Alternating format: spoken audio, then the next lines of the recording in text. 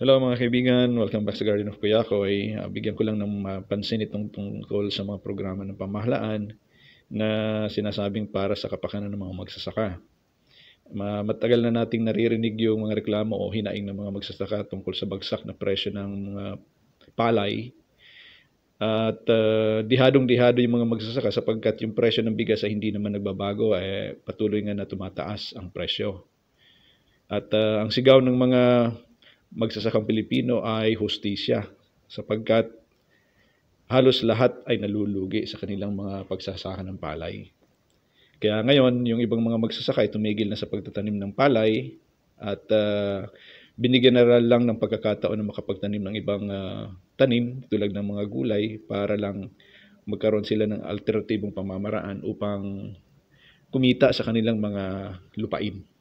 Ngayon, tatalakayin natin ng saglit o ng ano ang mga kabutihang naidudulot nito sa mga magsasaka. Pangmatagalan ba o pangsamantala lang? Una yung tungkol sa sagip-saka, Public Act 113-21. Ito ay isinabatas sa pamamagitan ng Senator Pangilinan. At napanood ko rin yung interview sa kanya tungkol dito. Napakaganda ng objeto ng sagip-saka para mailigtas yung mga magsasaka sa yung tinatawag na brink of bankruptcy. Kasi karamihan sa mga magsasaka natin, desperado na, hindi sila kumikita sa kanilang mga pagtatanim, sa kanilang pagsasaka. Kaya nabigyan ng pansin ni Senator Pangilinan na patupad ng mga programa, proyekto upang maiangat ang kabuhayan ng mga magsasaka. Ito ay hindi na lalayo sa kadiwa ng Pangulo na bahagi naman actually ito ng programa ng sagip-saka. Maging itong agraryo merkado ng Department of Agrarian Reform at itong 7,000 na ayuda ng Pangulo in specific. Bago ko talakayin itong tungkol sa 7,000 na ayuda ng Pangulo, itong yung sinasabi ko kanina, sagip-saka, kadiwa ng Pangulo, agraryo merkado, lahat ng ito ay tumutugon sa pangangailangan nila sa mga farm implements, mga makinarya, mga inputs, fertilizer, pesticide, mga seeds, mga teknolohiya at pagsasanay na kinakailangang maisagawa ng mga magsasaka para maiangat yung kanilang ani. Pangalawa, mabigyan ng mataas na value o presyo yung kanilang produkto. Pangatlo, yung kanilang market. Tatlong aspeto na to ay kinakailangang tumbukin ng programang ito para tupad yung hangarin na maiangat yung kabuhayan ng mga magsasaka.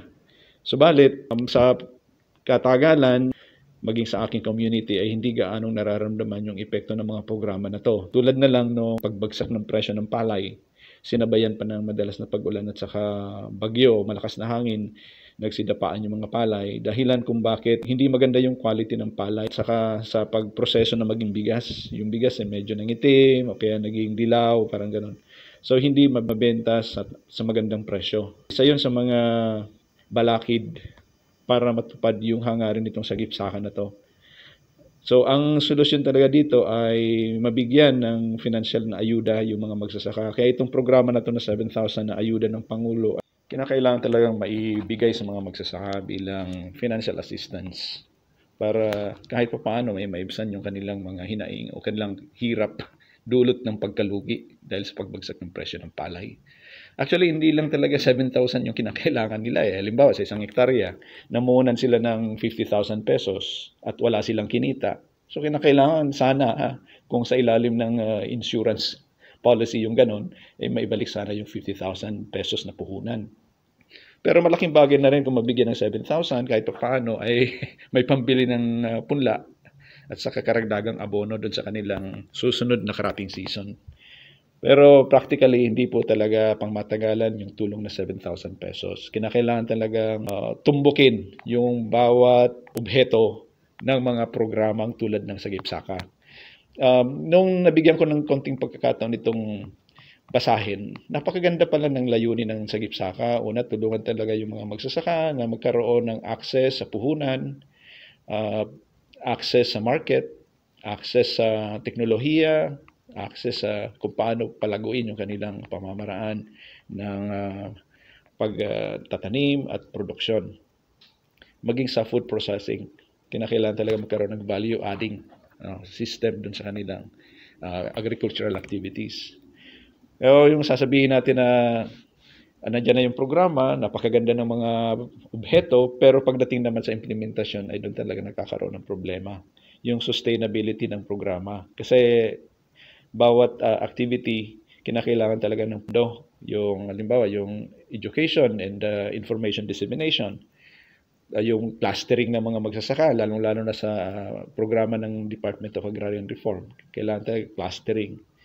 Sa RSBSA naman, kapag hindi miyembro ng agricultural organization yung magsasaka, hindi niya ma-avail yung mga programa ng agrikultura ng gobyerno. No, kinakailangan talaga information dissemination, education, yung mga seminars na yan. Ang problema, nagkakaroon ng overspending sa mga seminars na yan. Hindi tayo inosente sa ganyan kasi galing din ako sa government at nagsasagawa din kami ng mga forum, trainings and seminars. Nako, malaking pera ang ginugugol sa catering, sa pag-upa ng venue, pag-imbita ng mga speakers.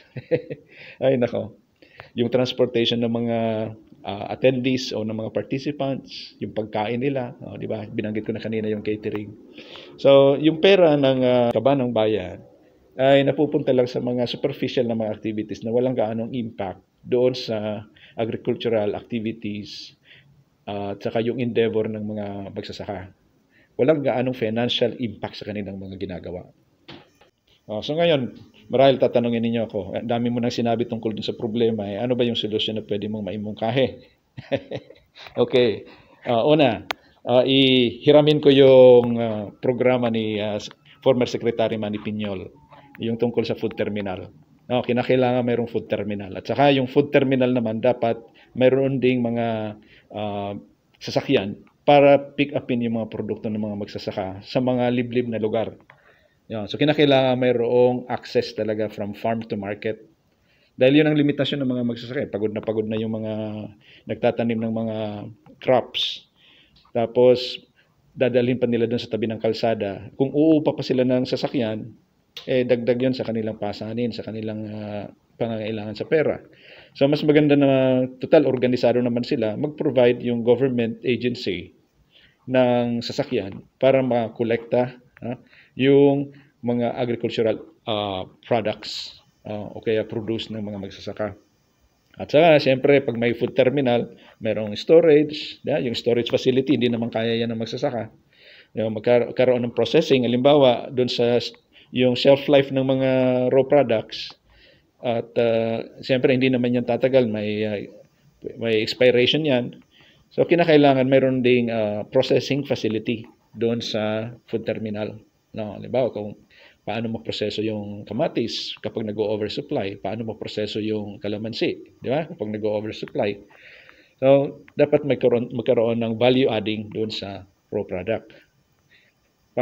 Sunod na yung distribution. So, kapag naproseso, kapag na-store ng maayos, siyempre yung quality ng produce ay hindi naman nagbabago. So, ngayon, meron namang dagdag na mga vehikulo para ma-distribute siya sa iba't ibang lugar. Halimbawa, kung ang province of Albay ay ang main product ay laing o kaya gabi, di ba? Kapag siyempre normal naman na marami yung mga magsasaka na magtatanim at saka marami din yung magiging produce. Ngayon, from Albay, mayroong sasakyan, i-distribute sa iba't ibang lalawigan o kaya rehiyon para yung produkto ay napipresyo ng mas maayos. So hindi na yun ngayon problema ni farmer, di ba? Ngayon, sasabihin natin na meron namang mga private na middlemen, di ba? So sila ngayon, yung mga trader, sila yung bibili at sila yung mag-aangkat nun kung saan-saan lugar. Ang problema naman ay dahil sa disorganized na pagsasamantalahan ngayon yung mga magsasaka na bilhin ng trader yung presyo sa napakababang halaga. So ngayon, dahil wala namang ibang bibili ng produkto nila dahil si trader ay nakapasok sa kanilang liblib na lugar, so siyempre sasabihin ni farmer, buti na yan kaysa wala. Diba? Kaysa mabulok. Dahil di niya naman kayang i-transport. So ngayon, bibili naman ni trader ng napakamura. So sino ngayon yung kawawa? Si farmer, di ba? So kinakailangan talaga na masuportahan to ng gobyerno na i-transport yung produkto ng mga magsasaka galing doon sa mga malalayong lugar papunta dito sa food terminal. at mai-transport din ito sa iba't ibang panig ng bansa. At ang panghuli yung market linkage. Ayan. So may mga halimbawa yung mga malalaking mga korporasyon tulad ng yung SM, di ba? Tulad yan sa Albay yung LCC. Mayroon silang programa na sinusuportahan ng mga local farmers para yung produce nila ay direkta nang maibenta sa kanilang establishment.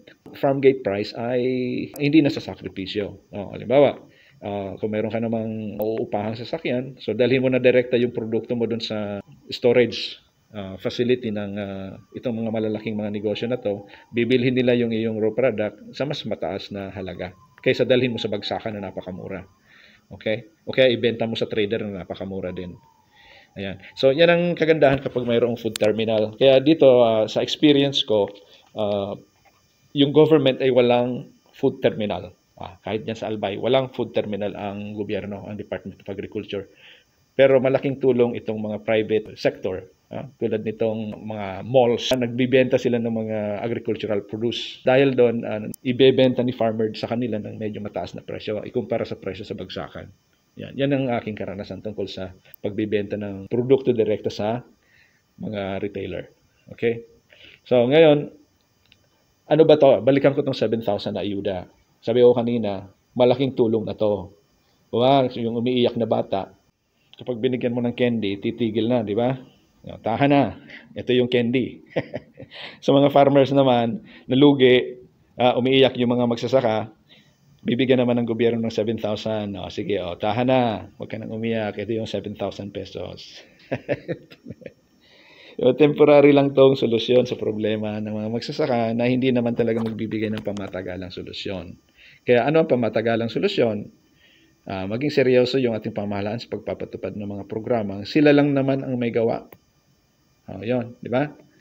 At saka sana yung mga pondo na inilalaan sa mga programa nito ay hindi na napupunta sa mga pansariling interes lamang.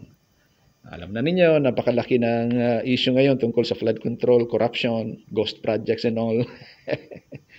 Ay nako, Pilipinas, kailan tayo uunlad kapag ganito, mga magsasaka kawawa naman. Sabi ko nga, darating ang panahon na wala nang magsasaka. At para sila ay magsaka, kinakailangan sahuran na sila ng gobyerno. Sana ay huwag tayong dumating sa ganong klaseng sitwasyon. Kaya habang medyo maaga pa, seryosohin na natin yung mga nandyan sa Department of Agriculture, Department of Agrarian Reform, yung mga programa po ninyo na para sa kapakanan ng mga magsasaka, sana po ay ipatupad ninyo ng maayos, religiously, yung may takot sa Diyos na pagpapatupad. Hindi po nag-iisip na kung ano yung aking makukulimbat dyan na komisyon, yung pag-overprice, yung kung ano-ano mga estratehiya para makakulimbat ng pera na supposed to be ay mapupunta na sa mga programa sa agrikultura at para maiangat ang kabuhayan ng mga magsasaka. Kaya ito po sana ay makarating sa kinauukulan. Ako rin po ay dumanas ng matinding pagkalugi sa aking pagtatanim noong 2020, nung panahon ng pandemic. Katapos na makapagtanim ako ng sari-saring mga gulay at gumastos ako napakalaking puhunan sa mga farm implements, dinaanan ng 3 bagyong sunod-sunod at yun ang dahilan kung bakit ako'y dumapa sa aking agricultural endeavor.